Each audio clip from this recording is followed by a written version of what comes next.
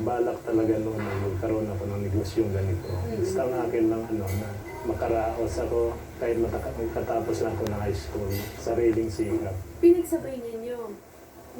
Naggagapas kayo at the same time nag-aaral? Nag-aaral ako hanggang Friday, tapos Sabado at Linggo, nag-extra rin ako sa parking na yun. Napakahirap talaga ang trabaho ng tinatawag na sakada. Pero kung talagang totoosin mo, hindi naman tayo nakatali lagi sa kahirapan. Kung alagaan lang natin ang ating pangarap.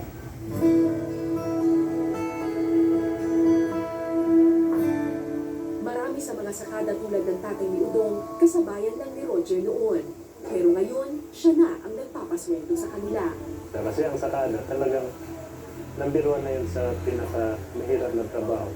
Pero pinakamasipag na tao talaga pumapasok dyan. Problema siguro kung bakit sila naghihirap. Dahil kung wala na yung kinikita, natuto pa